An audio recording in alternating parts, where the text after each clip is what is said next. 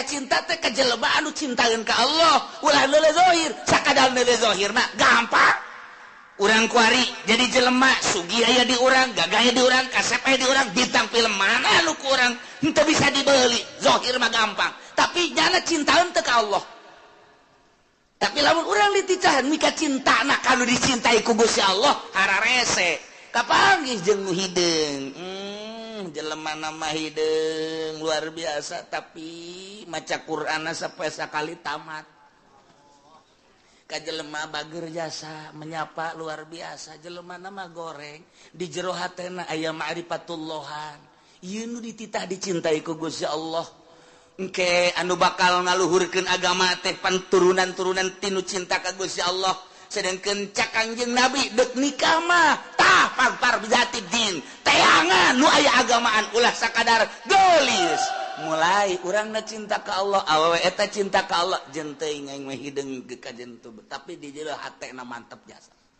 mulai urang cinta digedeung gegeureukeun ku batur heuy sia kasep-kasep kawin ka dinya maneh mah teu nyaho rahasia capitannya lain lagi dong aduh terus dia masuk aju karar itu di agama aju kacapitan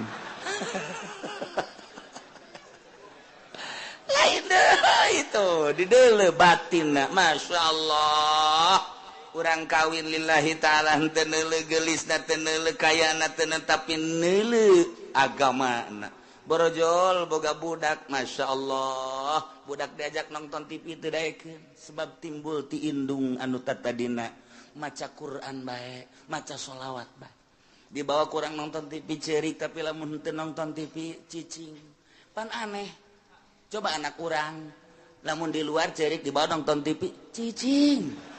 Sial jasa tah budak. Masya Allah tapi ieu mah asal di hareupeun TV bangun teu betaheun teh keluar bae manehna mah betaheun asal diasupkeun ka TV dia kageun ka TV teu daekeun Masya Allah bahagia aya naonna dia budak.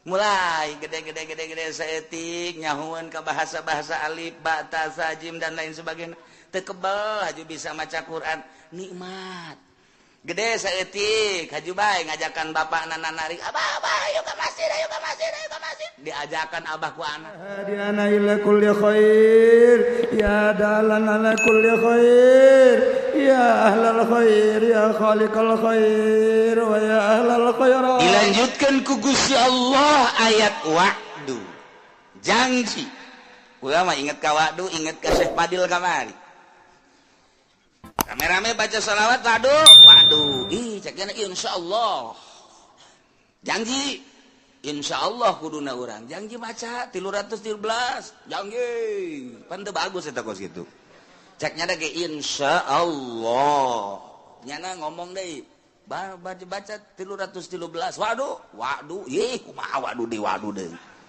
insyaallah ceknya lagi atuh sebab beusi janji ya teu maca pan ieu buktina henteu kan emang maraca aja henteu atuh ka ambeun ge pan lain deui atuh ngaca sholawat nanti jauh kene ngahiliwir seungi ieu mah pan bentek wah ieu budak janji doang maca sholawat padahal henteu janji Allah tengetkeun supaya mantep bukakeun hate asupkeun ka jero jantung supaya urang mantep bisa ngalaksanakeun instruksi-instruksi Gusti Allah Subhanahu wa ta'ala mana ya janji Allah walladzina amanu wa 'amilus sholihat ari jelema-jelema anu iman percaya ka Gusti Allah percaya ka Kangjeng Rasulullah bahwa Kangjeng Rasulullah teh utusan Allah nu dibere wahyu ku Gusti Allah mun ditanya saha pangeran Allah iman berarti saha utusan Allah terakhir Kangjeng Nabi Muhammad sallallahu alaihi wasallam iman sanggeusna iman alladzina amanu wa 'amilus sholihat ngamal amal soleh ngalakukeun migawe kana amal soleh iman ka Kangjeng Nabi bahwa Kangjeng Nabi teh Rasulullah diberi wahyu bentukna Al-Qur'anul Karim di jerona ieu nyaritakeun syariat-syariat Kangjeng Nabi nu diinstruksikeun ku Gusti Allah mulai ti ubudiyah, muamalah, munakahat, jinayat. Aya kabeh kisos-kisos cerita-cerita aya kabeh dina Al-Qur'anul Karim. Nah, memeh urang ngamalkeun ngaji heula nyaho tentang wudu berikut caina, nyaho tentang salat berikut syarat-syarat jeung rukunna, kitu keneh puasa, zakat, haji. Nah, ku hari pengamalanana wa amilus solihati enteng iman ka Allah jeung ka Kangjeng Rasul ngalaksanakeun perintah-perintah jeung ngajauhan laranganana kumaha tah janji Allah ulaika ashabul jannah masya Allah eta jelema-jelema etalah nu bakal dibere sorga alhamdulillahirabbil urang berarti kan saha ya tuh coba urang lamun ditanya iman kalau iman kajeun diseret geja urang mendek iman baik ka Gusti Allah tembak cenah saya paehan aing iman baik ka Gusti Allah berarti kan bener iman sia ka Kangjeng Rasul itu iman jasa aing muludan mual tahun aku sadus bae wan iman berarti kan marhaba dan lain sebagainya iman Kangjeng Nabi tah ngamalkeun amal soleh dole di masjid saha nu ngimaman emang saha atuh nyaho ieu teh nyaho amal soleh salat puasa Ramadan yang teu kudu make sunah-sunah Ramadan doang geus cukup jadi instruksikeun geus puasa satahun segan sabulan doang Ramadan geus cukup sakitu mun haji kajeun sugi adag-adagan sakali aing mah geus zakat atuh aing mah kan zakat deui kumaha deui eta memang kos kitu jelema nu iman ka Allah ka Kangjeng Rasulullah nah ieu ulaika ashabul jannah surga geus murah jasa surga mah nu mantak lain ku amal asup ka sorga mah lamun urang ngandelkeun ka sorga amal isin atuh amal urang jang meuli sorga atuh isin puasa salat atuh urang mangan syukur Allahu akbar kadang ikut celi Allah maha agung jajero hate mah teu agungan kene cincin digosokan bae cincin terus mandi can naon can cincin geus digosok pamajikan cileuhan kene cincin geus digosok berarti kan agungan kene cincin Allahu akbar di mana sih tapi kajeun teuing geus lah geus kitu bae pokona Allahu akbar nyaho salat naon zuhur sabarakat 4 bener berarti kan salat naon asar sabarakat 4 berarti bener ngaji berarti kan salat naon magrib sabarakat 3 berarti bener eta ku sakitu ge geus 4 eta salat naon isya sabarakat 4 bener berarti kan berarti na ngaji nyana salat naon ge subuh sabarakat 2 jam sabaraha ari neuk ngaji aing salat subuh heula ajo niatna qodho berarti bener kan na ngaji kan berarti eta jelema ngaji eta tungguan lah maji dikan salat subuh lah sholli fardhu subuh rakaatain qobon Allah itu kan bener berarti kan bener surga eta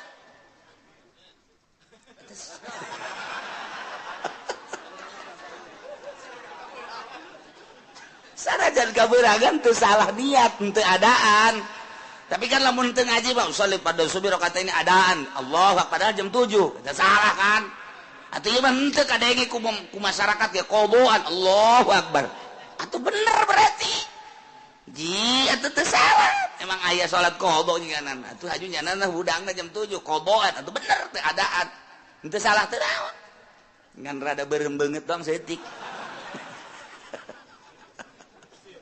oh masalah mun kieu mah sia salat engge salat zuhur sabarakat 3 iya budak kudu diservis ya ke asar saya salat geus salat naon asar sabarakat 2 wah ieu budak kudu diasingkeun heula ka ditu mondok heula mondok ngaji heula can ngaji kan berarti ieu bener tepat zuhur 4 asar 4 magrib 3 berarti kan geus beres eta surga eta amilus solihat eta geus hebat eta kos kitu ji kieu teh salat kos kitu surga geus jasana kos kita mah cak Gusti Allah gelan nukallifu nafsan illa wus'aha kaula nu agung tega beratkeun ka awak-awakan ka hiji jelema saha bae di mana bae aya rek lalaki rek awewe illa wus'aha kecuali sakabawana kunyana eta qata minal amal ai kabawana nyana kos kitu atuh kos kitu bae emangnya nama salat kos kitu salibas Allahu akbar Allah akbar Allah akbar Assalamualaikum beres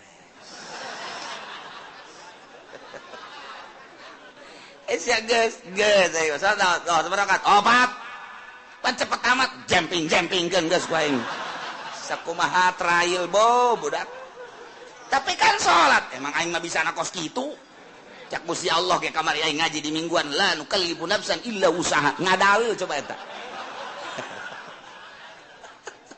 iya tuh geus ulah disalahkeun emang Quran kos kitu Pak wayah ngeunah bae urang ge tetep ieu ulah sambarangan ieu ayat mahal ieu geus penting mah asa salat bae mun aya anak urang ge teh bah kunaon mah salat teh khusus boro-boro sia aing henteu geus penting sarolat bae deuk khusus deuk henteu ayo ngasolat teh pokona mah nya ka surga mah lain ku husu ku iman amal soleh geus bisana sakitu cek kamari ge ngajelan nu kallifu nafsan illa usaha poe eta bapa bisa ngadalil giliran nu kitu diapalkeun we ku nyana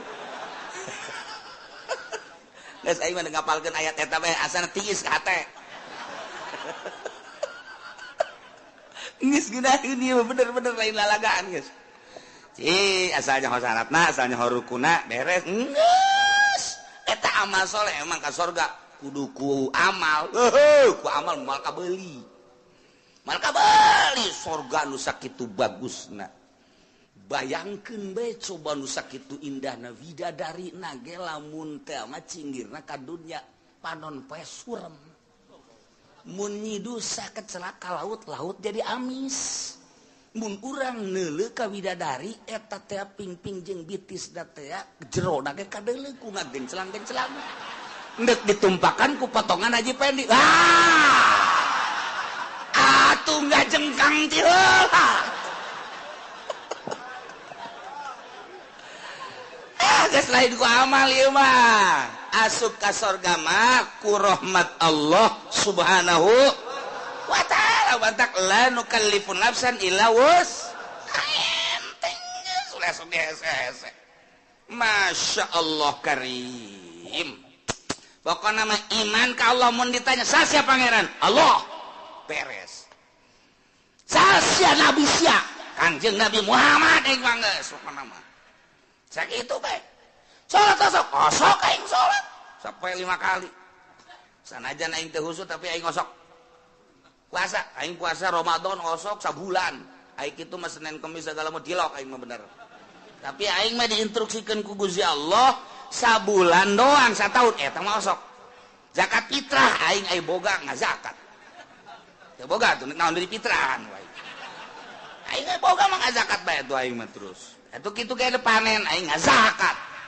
dagang aing ngazakat haji jatuh aing geus bidug-bidug aing cenah sagala anu sagala sabodo pokona mah aing mah geus bae aing ka Mekah mantak ieu tiket moal dipiceun ku aing dibawa ka kuburan ku aing woi kira-kira si malaikat nanya tah tiketna tah aya tah aing geus ulah nyaritakeun bagus jeung henteu na pokona aing pernah bae geus sakitu bae geus kumaha eta ulaika ashabul jannah ahli surga je hampang jasa ieu we sabaraha poe kieu di surgana lain poe-poean bulan meureun lain bulan-bulanan tahun meureun lain tahun-tahunan sabaraha tuh hum fiha khalidun seneng-eneng di sorga. Masya Allah karim, ieu mah kudu arapal ayat ieu mah tenang jasa.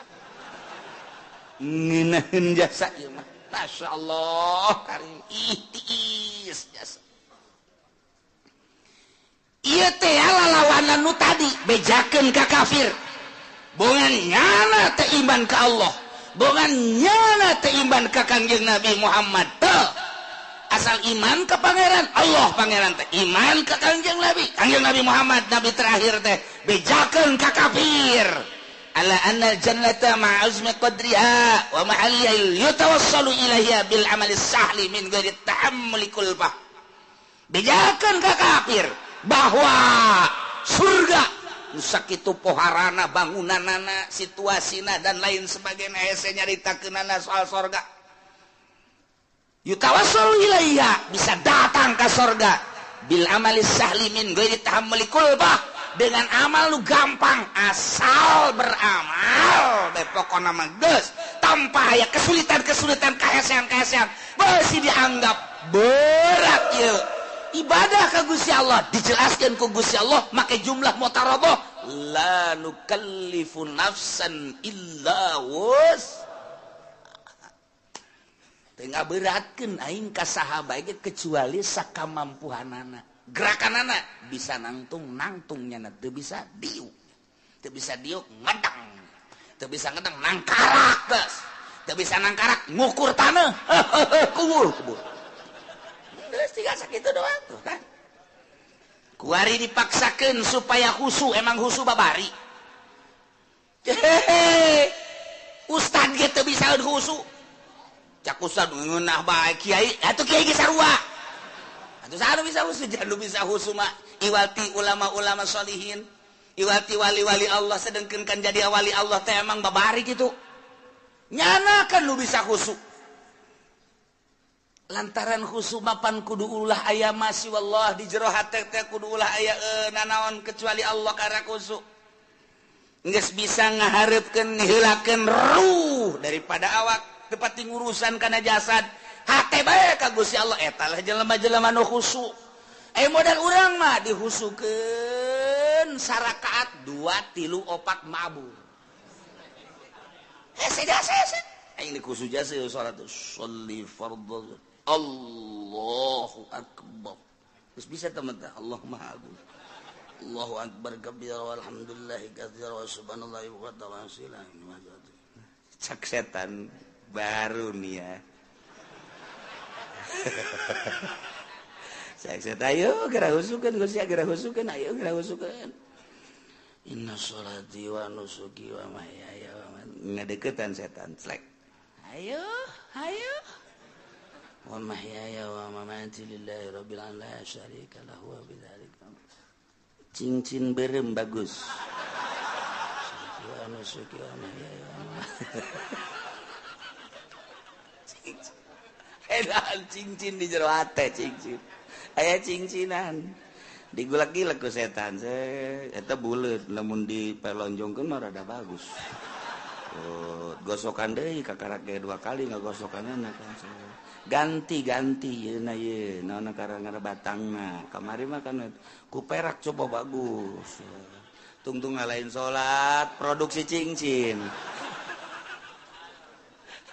geus inget-inget assalamualaikum warahmatullahi wabarakatuh cak setan dadah kos gitu salat urang Allahu akbar kabira alhamdulillah katsira subhanallah setan datang khusus nih cak setan sholati wa nusuki wa mahyaya wa mamati di pabrik aya angkateun barang geser saya tiket geser saya tik hargana duh sakilo nanti lamun ditambahan di 100 nyana diberi nyana mikeun kamari kakarak 50 doang 100 lah jadikeun bae lah ini lamun sakintal teh ghairil maghdubi alaihim waladdallin acak-acakan salat aduh Allahu akbar Allah akbar kabira alhamdulillah katsira subhanallahi wa bihamdihi Ndek ondangan sepatu meuli anyar bae gitu. Jang paparantieun ongko. Eta mah geus kebel asana sepatu jeung nyeri dipakena dia. Hayang rada nyaman bae sabaraha duit jang geus. Kelah sababarana mah masalah, nu penting mah meuli bae lah. Isukan bae itu ka Tangerangna gitu. Nya. Ghairil maghdubi alaihim waladdallin. Salat sepatu. Jelema nama di luhur sajadah. Sajadahna ge bagus jasa menang meuli ti Mekah buatan Turki. Sajadahna di jero masjid. Masjid ge make kipas, make AC. Bagus luar biasa. Salatna make jubah, make sorban. Udeng-udeng deui. Oh, siwakna ge eleh bae leungeun mah. Mending gosrok-gosrok kitu. Pan poara eta deuleu zahir mah. Di luhur sajadah di jero masjid pakai jubah, pakai udang-udang, hate di mall. Atuh aing mah bisa nasa kitu. Kamari ge ngaji lanu kalipu nafsa. Mang aing mah kos kitu deh kuadet, penting bae mah salat belah pokona mah geus. Memang bener penting mah salat bae mah keur carita nu penting mah amal soleh. Daek bae heula geus. Adapun ka dituna engke tahapan-tahapan di sorgana. Tahapan ke di sorgana ieu mah jelema anu khosyiin di ditu. Ieu mah nu setengah khusu di dieu. Ieu mah nu salatna teu pati khusu di pager bae heulanan. Kalau asup ka sorga sih mah salat teu khusu ngan daek doang kan. Heulah cenah ieu. Geus jeung embe sorga ge teu nanong mah babarengan. Aing mah geus ngajar. Aing nemah jasa keur ieu aing mah salatna teu khusu kajen aing mah di pelataran ge asal teu ka neraka bae aing mah geus lah. Geus cenah mah dirinya bae teu boga tempat cenah mah geus. Dihareupeun sorga bae kebal-kebal Gusti banyak ieu di dieu bae. Dijore amat kabejana, ka sorga mah ka sorga ngan di lapangan. Emang eueuh deui kitu. Atuh RSRSSS atulah gitu kan. Emang nah Gusti pelit dan henteu pan Gusti mah kula ge nyaho Gusti mah barahan. Mun kula teu di ka sorga kan berarti pelit ta Gusti. Kecak malaikat aing teu ngeunaheun disebut pelit malaikat. Bangunkeun bagus. Wah. Ka jadi ka sorga ieu aing saking ge teu khusus salat ieu cek cenah. Aduh. Ilah la nukallifu nafsan illa wus. Atuh emang bisa nangan sakitu deh kumaha deui teh dipaksa-paksakeun ge. Di ieu kabehan ge lamun teu khusu. Atuh acak-acakan salat. Saya mah teu bisa husu tetep bae. Kuasa bae tah husu moal bisa sebab kudu ngaleungitkeun salian Allah. Aya nu bisa kitu wali. Salian kitu ulama sholihin kakaraknya nama teger Allahu Akbar. Contona nya nama ku teger-tegerna kahuruan Syekh Marufil Qurhi keur salat di masjid kemudian kahuruan nya nama teu lumpat. Beres wabah daratang kana. Emang naon? Ieu kahuruan teh nyaho? Masyaallah jaheut teu nyaho cenah kahuruan. Salat kahuruan nyana teu nyaho. Urang mah kureungit. Reungit. Oh, pencak turun kabeh. Reungit ngomong. Udah kureungit bae ge. Bau besi turun kabeh besi. Ya Allah, ya Rabbi. Hutet. Datu di tukang ieu eta naonan goblok reungit. Atuh reungit mah kalembek teu bisa ieu kudu make jotosan-jotosan. Budak. Eta teh husu ngaranna teh salat kos kitu. Tetep la nukallifu nafsan illa wus. Geus kudaekna ge geus alhamdulillahirabbil jalamun teu iman mah moal aya di masjid nya. Moal salat nya. Mun teu iman mah moal ngalawudu jaloba disagedengeun urang teu iman mah teu daekeun salat nya nama salat pohara jasa ye atuh malaikat ge nyatetan salatnya geus loba jasa jeung teu nyahoeun malaikat maka salat nu husu jeung teu husu ya malaikat teh nyahoeun cenah mah ngan sakadar nyatetan doang salat enggak teu nyahoeun nu mana nu husu nu teu husu teu nyahoeun malaikat mah tuh mata laporan ka Allah tah lengkap.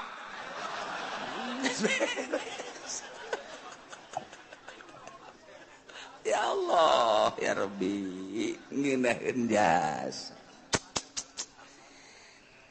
Ngan lamun endek memperbaiki diri ngabagus-bagus diri tentang ibadah ku aya bahasa wa amilus solihati di samping iman ka Allah iman ka Kangjeng Rasulullah wa amilus solihati lain sakadar iman tapi beramal soleh. Nah ieu nyaritakeun tentang amal soleh teh berarti kudu anu bagus sabagus-bagus na amal lantaran salat ge cek Kangjeng Nabi sallu kama raaitumuni usolli salat anjeun sakumaha anjeun ningali ka salat kaula. Kangjeng Nabi teh katingali ku para sahabat gerakan-gerakanana jeung rakaatna zuhur asar maghrib isya subuh dan lain sebagainya.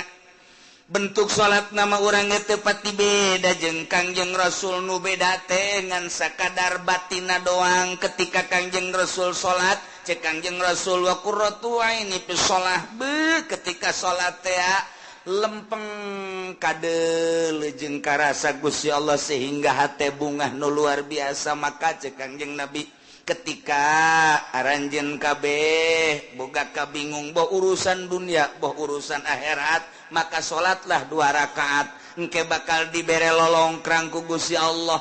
Lamun aya jelema bingung soal dunia bingung soal akhirat sok gerak ka Gusti Allah munajat Allahu Akbar engke ku Gusti Allah bakal dibere lolongkrang lantaran di jero salat teh aya kabungahan-kabungahan anu hese dicaritakeunana.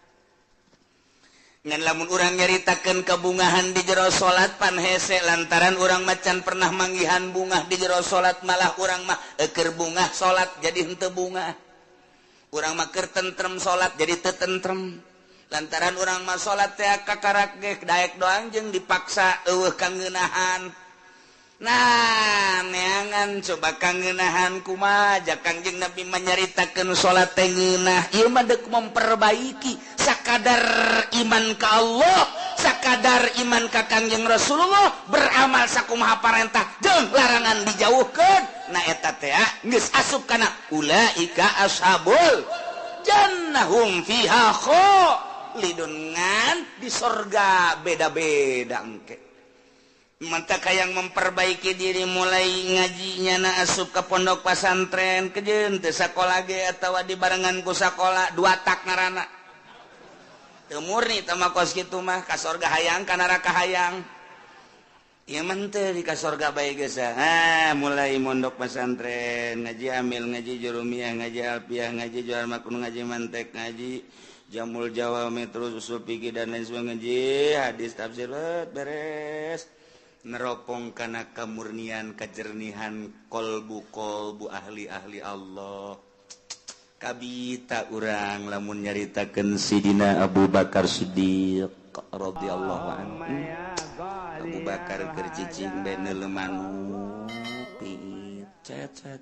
cerik Abu Bakar Siddiq ditanya ku sahabat Abu Bakar kunaon neuleuh manuk meni cerik inget ka sorangan kok dalam manuk sih inget kesorangan bahagia amat mun kaula ku Gusti dijadikeun manuk pingit maknya Abu Bakar jadi manuk sih bahagia nama kieu cek Sidina Abu Bakar engke di akhirat teh manuk dibuktikeun ke ditanya kabelah dituna geusan manuk mah jadi lebu eueuh hisab eueuh naon aya Abu Bakar engke di akhirat kumaha ditanya tentang salat beres tah henteu salatna khusyuk tah henteu salatna wah mulai tah urang aduh tadi ngeunaheun biasa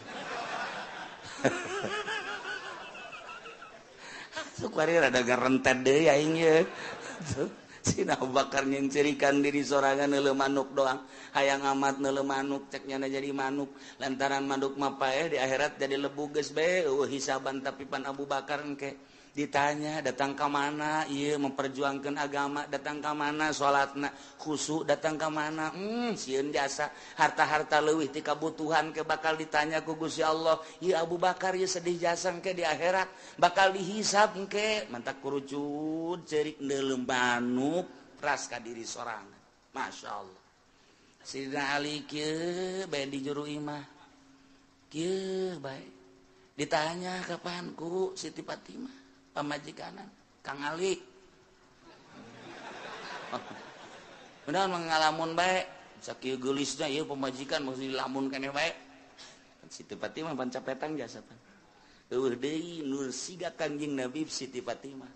Mapahna siga Kangjeng, seungitna siga Kangjeng, senyumna siga Kangjeng, capetangna siga Kangjeng.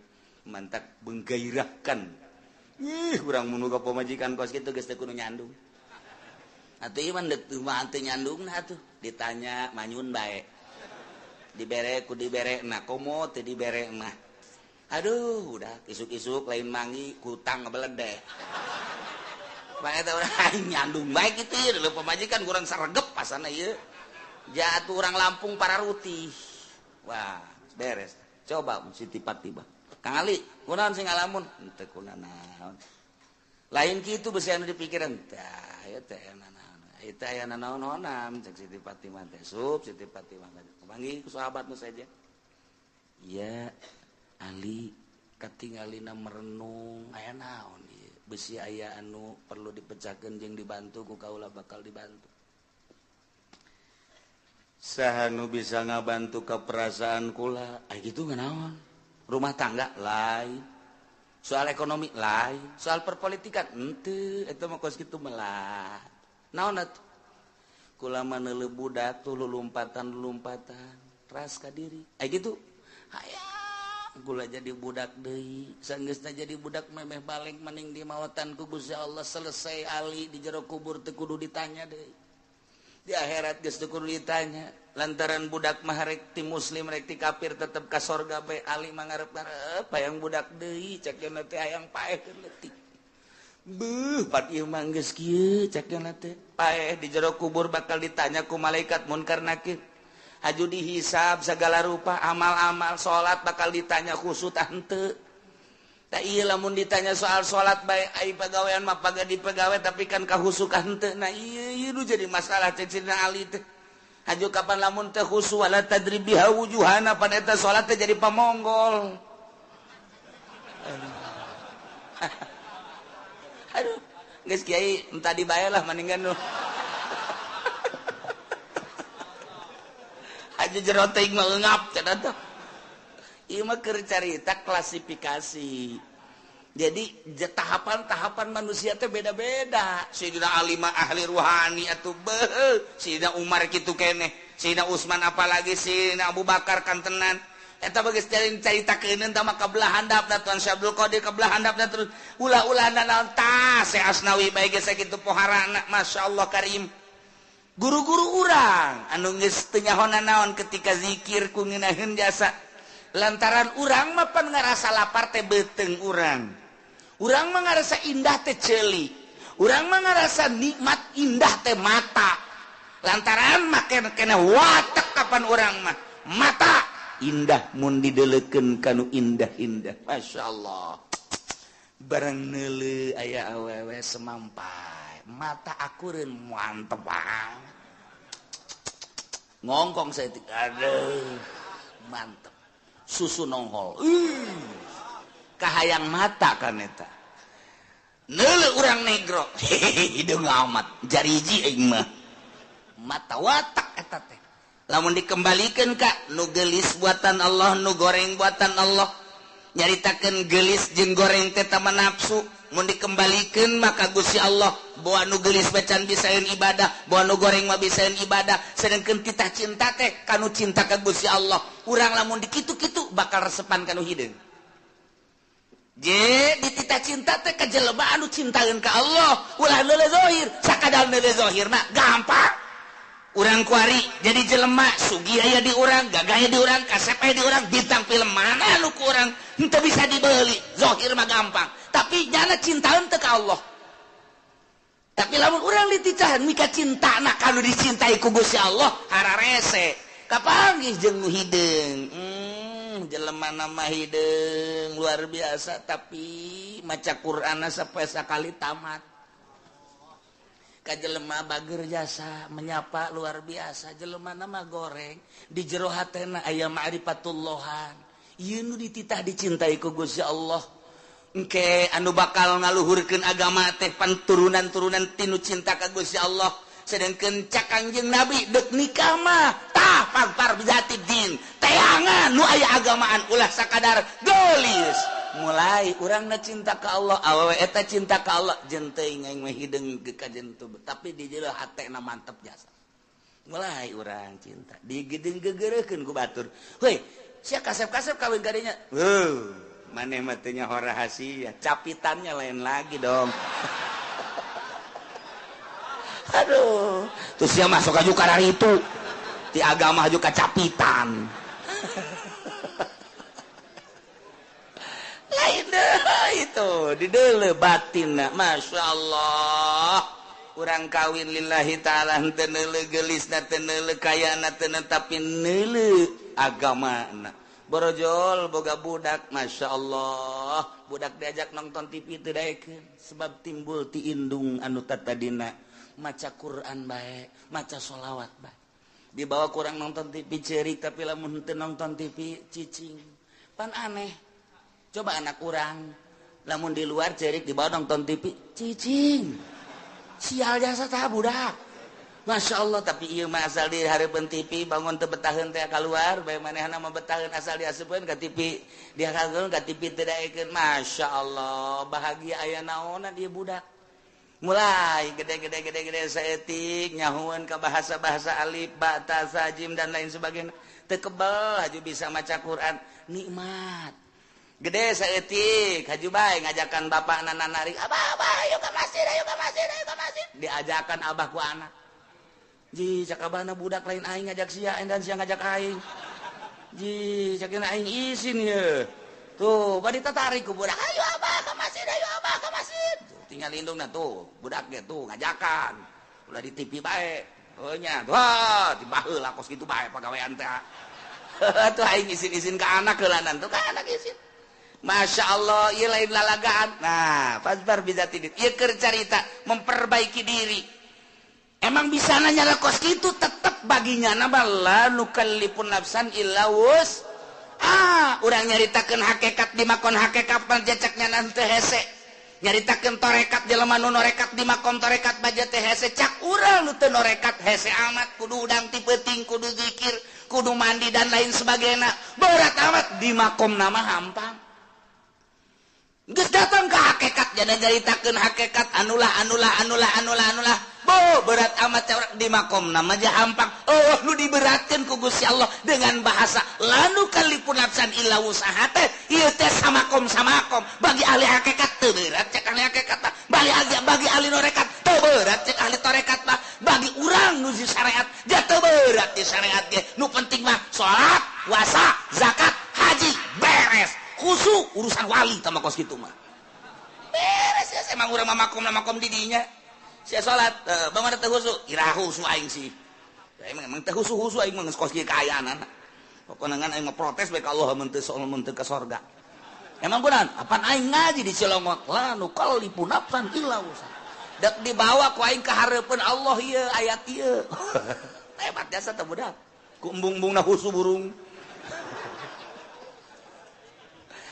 kesimpulan nama jelema iman ka Allah ka Kangjeng Rasulullah beramal soleh disadiakeun ku janji Allah lain ku amal ku janji Allah sorga di sorgana hum fiha khalidun breng arasup ka sorga geus puguh mursalin nabiyin geus puguh para sahabat geus puguh para aulia Allah geus puguh para ulama geus puguh para ahli thariqah ieu ahli syariat ge wah bae arasup ka sorga lamun anu bobolokot ku dosa wayahna dianclomkeun heula ieu mah wayahna doang tetep ka sorga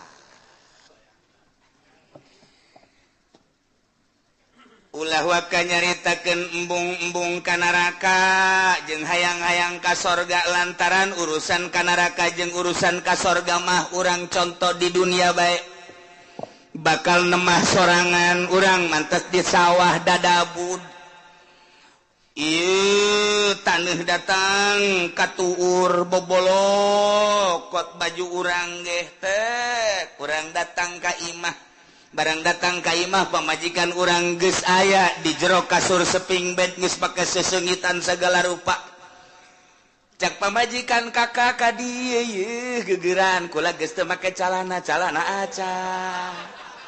Kira-kira urang nu dadabud bobolokot takutane wani henteu coba ka kasur ayo. Moal wani ke heula kakak deuk kukumbah heula. Kan kitu kajen kukumbah ge. Henteu ieu mah kadi kalolotor tu teu geuraun. Boh bararau kieu ke. Kakak dek bebersih heula, dek mandi pakai sabun, ke pakai sesengitan karena kadinya moal kebal, moal. Atuh teu wani nyana ka kasur nyana eta ge sakitu ge. Ieu ge sarua Allah nyadiakeun sorga. Barang urang datang ka ditu hayu geura arasup ka sorga. Sedengkeun urang ge karasa di dieu. Odoh judi aya di aing, mabok aya di aing, korupsi aya di aing. Nyana ge mit heula ka malaikat-malaikat moal ka sorga. Kunaon dek dibersihan heula ku kula ieu. Mangkana dek dibelem. Nyana sadar sorangan. Henteu cak malaikat ka sorga we. Ih teu pantes atuh. Nya ka sorga dadabud kieu cak nya. Tetep dek dibelem bae make seuneu jahanam. Jadi teu kudu hese-hese malaikat ge nyanana sorangan nu hayang meulem nyana. Percis kos urang matas di sawah, pamajikan urang ngajakan ka dieu yeuh. Urang geus deuleu bener kutang geus nyengret. Sempak geus adi juru. Bae geus make naon? Heula cek badi heula. Teu wanieun nyana. Teu wanieun. Aing aduh. Lamun nyana kadinya bae berarti blon. Lamun bener sadar tetep mandi heula. Ieu ge sarua. Geus disadiakeun sorga ngan kulantaran dadabun ku dosa. Sadar nyana ke aing dek mandi seuneu jahanam heula. Cak malaikat teu kudu geus ka sorga embong isin aing di ditu nangke. Bake geugeuyan ka aing kotor-kotor ka dieu cak yen teh. Ke aing mah mandi heula. Jadi mandi sorangan nya. Ngabersihan sorangan, mata urut neuleuan si embah dikecrokan ku nyawa. Malah disadiakeun beusina ditojosan ku sorangan. Mata kurang nyaritakeun Kangjeng Nabi aya jelema ngaguntingan sorangan. Bener teu? Aya jelema ngun atuh emang ku sorangan. Bungannya anak pagawean sorangan atuh ku sorangan dibersihan ku sorangan. Jasanajan SBY nyana mantan presiden wah ya mandi mah ku sorangan tilok anu di pandian wah kukuna kuku tuh ya kelek aduh sorangan nyana bebersih urang ge sarua di neraka teh ngabersihan sorangan mana nu leuwih panas dia kurang panas asana ieu mah cenah ieu ngabersihan sorangan ya Allah lantaran neuk diasupkeun ke tempat nu bagus. Nah, kuari geus bararagus kabeh asup ka sorga. Kumaha di sorga? Wa naz'alna ma fi sudurihim min ghillin tajri min tahtihimul anhar. Barang datang ka sorga kabeh ge pan urang wararau. Ente ku ana di teangan. Waduh, anak ka mana bae ente teu kapanggih-panggih. Wah. Salah ngomong tuh budak. Waduh. Anak teu kapanggih-panggih jeung ente. Oh iya rangkula. Ente ieu bisa ka dieu sebab kumaha ye ente alhamdulillah kana raka heula teu. Sakedeung jakena ngaberesan kreditan doang. Panas, batulen panas-panas deui. Geheng aing di neraka. Tapi pan itu dibersihan mana aing teu pantes ka sorga. Oh nya, sia langsung pengen teu jakena. Dongeng tanya di sorga teh beres kan. Tuh si anu karang datang tuh, woi dadah ka dieu. Sia teh ka neraka aing rada kebal jadi nerakana. Emang kunaon gitu. Aduh aing lah geus hese nyaritakeunana cakna. Aing tukang ngoyag-ngoyag si Mbak cakna. Ka sorga kabeh geus tah. Go aing istimewa mah nu tadi teu kudu dicaritakeun para aulia Allah, para ulama, para eta tah mah geus istimewa. Nah, kuari geus karumpul di kuari sorga. Gusti Allah di sorga teh nyabut ngalengitkeun mapi sudurihim panyakit-panyakit nu aya di jero hate min gilin tina ngunek-ngunek kana bainahum fi dunya anu sok terjadi di dunia mah kapan aya ngunek-ngunek. Urang naik motor net aya bae anu nyiap set goblok teh budak awas ya ku aing. Tungguan sia motor naon sia koreng nah disusul sia kuaing ngunek-ngunek ngaranna lamun sabar mah kan teh oh teu tihela bae eta keur carita kendaraan orang ngawarung sia maju goblok tuh budak awas ya kuai kunaon sia kakarak ngawarung anyar maju aing henteu sia kuai susul sia kuai ngunek-ngunek ngaran urang kapanggih jeung hiji jelema nyana bangun sinis bae ka urang sia awas mun kapanggih ku aing moal diberes ya ku aing moal diberes senyum-senyum acan ngunek-ngunek ngaran aya di jero hate tah aya syirik aya hikdi dan lain sebagainya panyakit-panyakit tokos kitu nu mawa teu nyaman di dunia kiai ge mawa elmuna hampir teu bisaeun lantaran nyana ku takaburna ngunek-ngunek goblok kiai itu mah kunaon kiai anyar keneh jadi kiai na kok kapake aing geus heubeul jadi kiai na henteu kapake awas ya ku aing kapangi dihajar sia ku aing kiai bae kos kitu untuk mau jawara ngunek-ngunek kos kitu ih tolol eta si Mang eta ai batur diondang ai aing henteu jah teu budak goblok jasa emang aing teu kadeuleu meureun kunyana pajar lain kiai meureun kayak geura sia ku aing diancam sia ku aing awas eta ngunek-ngunek eta teu nyaman takos kitu panyakit ngunek-ngunek mah tuh ti rakyat datang ke pejabat ti santri datang ka kiai araya kabeh ngunek-ngunek panyakit anu nomor hiji nu mantak dipuat di dieu ge tadi surga mah dicabut ku Gusti Allah eueuh ngunek-ngunek eueuh syirik dengki pidik teu aya sanajan aya kelas di surga si anu mah di kelas hiji di surga Firdaus si anu mah di surga Naim si anu mah di surga anu ngunek-ngunek sanajan aya nu dihandap panghandapna jelema di surgana panghandapna henteu sirik ka nu di luhur teu takabur ka nu abah akur bae di surga mah panyakit nikmat jasa di surga penyakit hikdu penyakit syirik penyakit macam-macam teu aya pokona mah geus ninah baik guys dicabut ku Gusti Allah penyakit nu aya di dunia geus berarti urang teh selalu sono hikdu nanaon selalu rindu urang hayang kapanggih deui ke hayang kapanggih jeung anu hayang kapanggih teu aya unek-unek sanajan batur urang di kelas tu luhur urang dihandap atawa urang di luhur batur yana teu aya unek-unek teu aya hasud teu aya dengki teu aya nanaon nikmat di surga mah di surga tajri min tahtihal anhar tahtihimul anhar bangunan ulah dicaritakeun ulah dibayangkeun cara di Kelapa Gading ulah dicaritakeun dibayangkeun cara BSD tah beueuna naonan kadeuleuna doang ku urang indah coba usah urang asup ka jero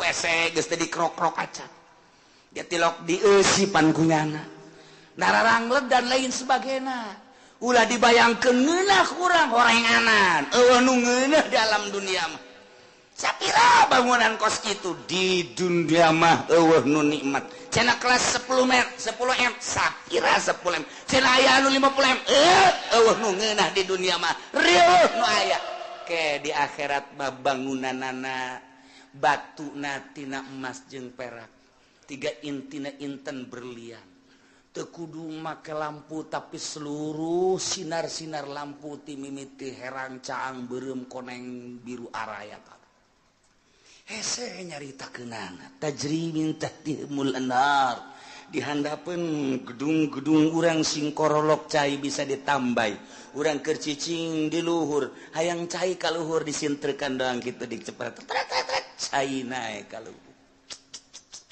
hayang cai naon hayang cai susu aya hayang cai arak aya hayang cai naon bae tinggal tek cai datang tajri min tahtihal anhar ku ari ge urang nyieun sosorgaan di dunia teh cai sing kerelek kadeuleuna mah cai padahal mah setrum kudu dibayar eta puyeng eta nu aya kadeuleuna cai eta kumata mah padahal di jero hatena mah ieu budak bade teuing setrum ieu waduh sosorgaan di dunia di akhirat tajri min tahtihibul anhar di samping bangunan anu sakitu indahna tangkal kayu dan lain sebagainya urang teh di hadaman ku barudak-barudak widadari ngagalendotan urang hayang nu kumaha aya saurang dibere 70 geus urang kieu bae ge urang pindah ti ieu beteung ieu ka beteung ieu ti beteung ieu ka beteung jeung capek-capek sedangkeun mantas dipake jadi parawan deui berubah beungeut ge isuk makos puari makos ge isuk kos kitu isuk kos makin kasep makin geulis henteu henteu angger banget urang Pak ieu kos kieu isuk lain deui ieulah maha kawasa Allah subhanahu wa ta'ala. Nu penting iman ka Allah, iman ka Kangjeng Rasulullah, amal saleh mantep geus pokona mah teu kudu hese-hese la nukallifu nafsan illa asal berangkat bae geus pokona surga. Tinggal diperbaiki doang kurang gua mah. Larangan-laranganna titah ngeridit, titah diulah ngeridit, eta kudu dipiceuna. Besing ke mandi sorangan di ditu. Ngabersihan ngagosokan suku kuna dikreditan ieu ka suku-suku. Ih, emang kumaha gitu ya Allah ya Rabbi. Sing hade nyokot duit bank, sing hade deposito eta teh ribawi nu kos kitu moal kebel di alam dunia teh. Diriweukeun ku nu kos karar itu masyaallah muka maka. Tujuan anjeun kunaon ngariweuhkeun anjeun jadi ujung-ujung nama kapan pae kunaon teu mikiran pae. Nah ieu sing hade sakedeung urang dibere waktu nu penting alladzina amanu wa amilus sholihat. Naon perintah laksanakeun sempurnana nu optimal usahakeun. Kemudian laranganna jauhan asup ka sorga dibersihan tina berbagai penyakit tajri tahtihimul anhar.